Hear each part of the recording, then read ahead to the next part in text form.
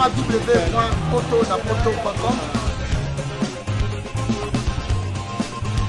www.potonapoto.com www.potonapoto, ça dit que toi na poto, tokotika kaka na poto avec la mine d'ombre, babi moto epela, moto epela na poto kembo alege moyo lele, kembo yo mama alege moyo lele, tobine la gangolo na ozana kembo alege moyo lele, poto na ozana kembo alege moyo lele.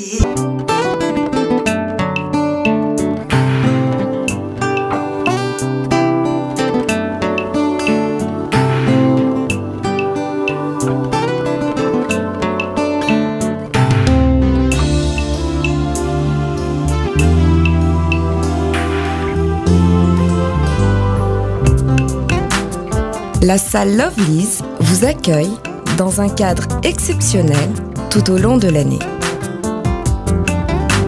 L'organisation de vos événements prend un temps considérable. Chaque détail a son importance. Lovely's sera à votre écoute et sera vous conseiller pour faire de cet événement un moment précieux et inoubliable. Lovely's, l'excellence à votre service.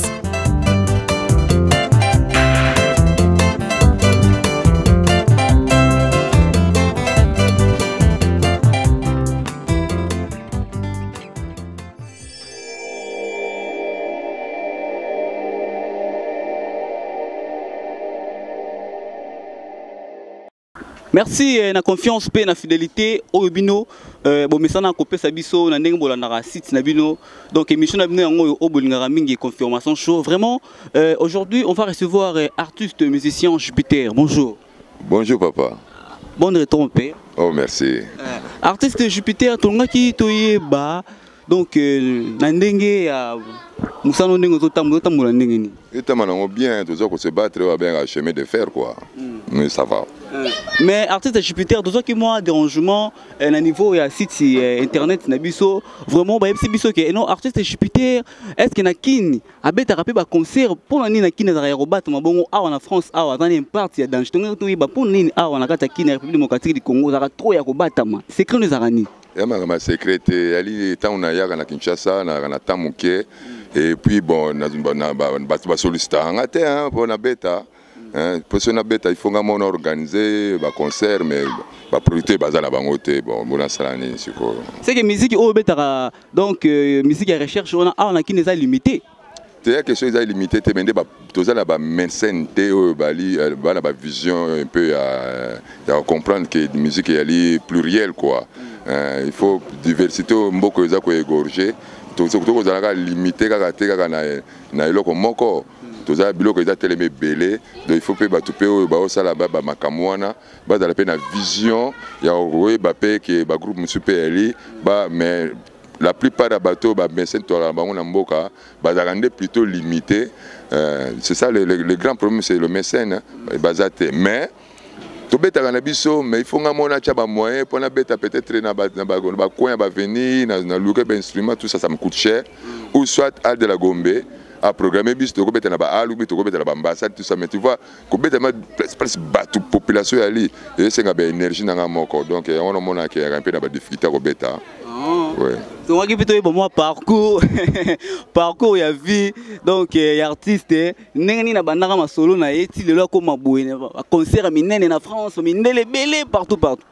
Bon oui parcours na kopesa na parcours mais c'est une très longue histoire donc ko zo biso ba et que vous avez temps et belé donc ngana loba toujours que ce mutalinga e ba parcours nanga ake confier kana moi mukie kaka po bato ba yimbi ma internet c'était ba kolanda po ba artiste Jupiter abanda musique ne quand abanda musique ne boye asala boye lo ne sa il faut comme boye to taki na posa toye bango bon ngana na d'abord pardon pour eza facilité na ba niveau na yo boye obeta na Europe mindele plein.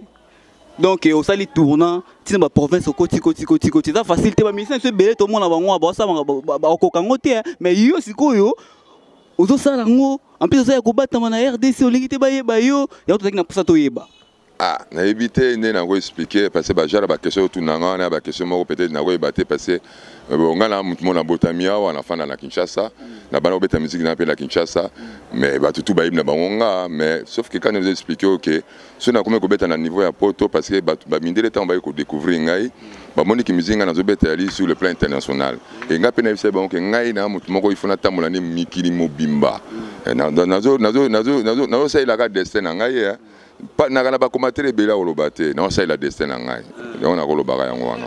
Est-ce que bamindele wana o babetsa kona potelo ni ezangi po babetso concert moko ya munene awa donc population ya République démocratique du Congo pe ba la content. Ça la yango hein ça la yango. Même attends na stade babeti sur concert moko na stade bon. Papa, pour ni yo ko za mbongo to betsa na stade yo tinaka mindele wana. Nga mbongo te. Alors, ko beta ka projet ta likambo ko comprendre te. Pour organiser un concert, ça demande des moyens, ça demande de la logistique, un gros budget. Alors, ils ont un moto ali capable de resala makambo na ceux qui batona ba resala ba hôtel. Hein, ba resala bango ba flat.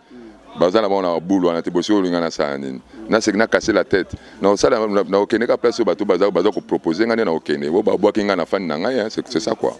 To équipe na posa to eba artiste pour la nini album na ebimara na poto awa na kin awa ebimarati. Et si yo so somba album yo ndongo za le bisanga mukoni so somba album. Te to biso na posa to yeba po yo album na yo kaka na poto kaka poto. Somba kate yo neti yo somba album te bo yo bisanga na kola album muta ko somba te. Na sina sala déjà expérience on a na 1000 albums wa koteka. Na kena cha on a art de la Gombe.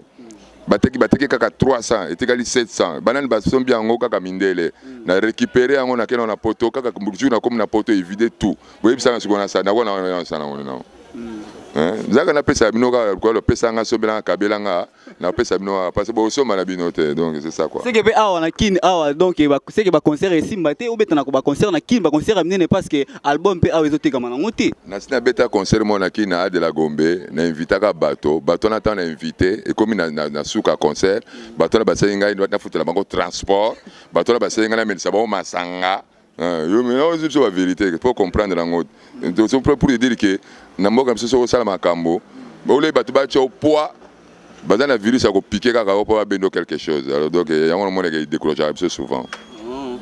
Mais artiste to qui na posa to est-ce que album déjà na poto déjà ebimi ezo teka mape. Mais je suis journaliste, il faut fouiller information, tout n'a pas question, pas de tout n'a pas question, il faut ébaquer. Et donc l'artiste est là que je suis venu voir, hein, au checking déjà na ba carte banane, au déjà ba information. Nga na pozo boy pour na bateau ba yebité, bazana posa ba yeba.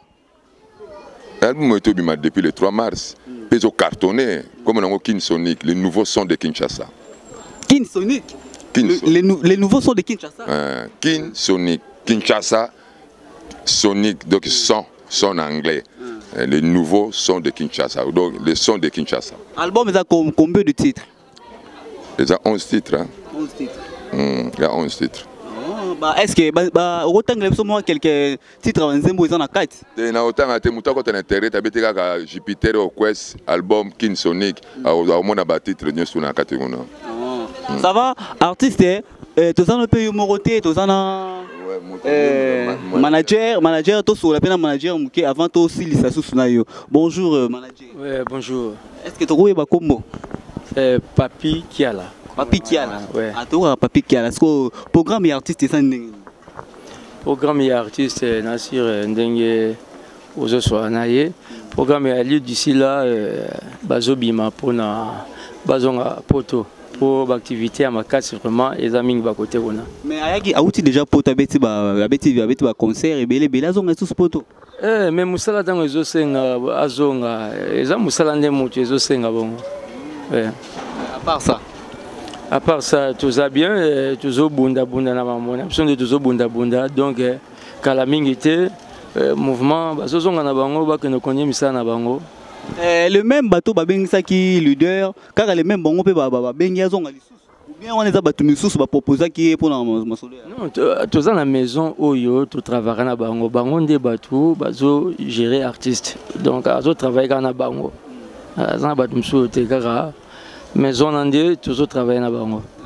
Groupe s'appelle numéro de téléphone pour na bateau bazana na posa bazo artiste na bateau bazana na posa bayo kaba news na bateau bazana posa donc baso mbappé album groupe sa numéro de téléphone pour ba contacter yo bazo.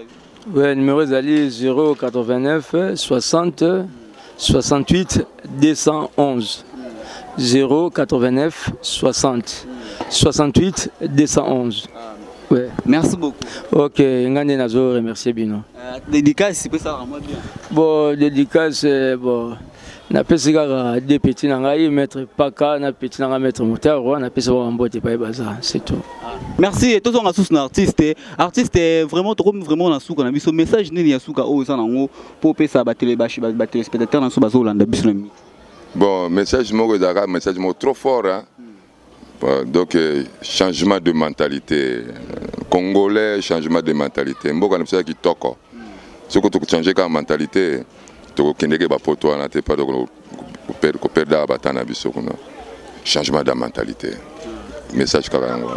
Merci beaucoup vraiment tokomina souka bin mo bomoni artiste Jupiter au boleleke yeyo tozani pembeni vraiment album ebimi eza déjà sur le marché mais awa na kini eza teza na poto soko lingi au mona banzembo artiste album otena iTunes bien eza na YouTube nyo surtout eza na YouTube eza na iTunes eza na Facebook so côté kaka na internet ozwa yango so na bateau no so bana posa bakota po bazwa banzembo na bakobeta nini. Abeteka Jupiter au quoi c'est un album Kinsonic azuango. Vraiment au continent fait donc internet au beti Jupiter album no sur bimawana au monde banzembo ya bien ba clip ya bien non so ya bien.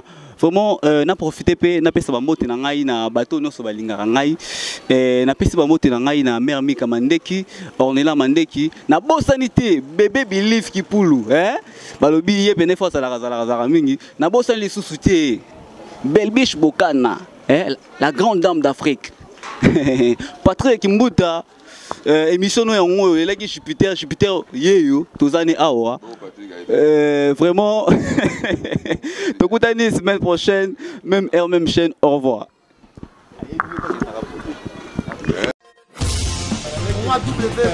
www.auto.com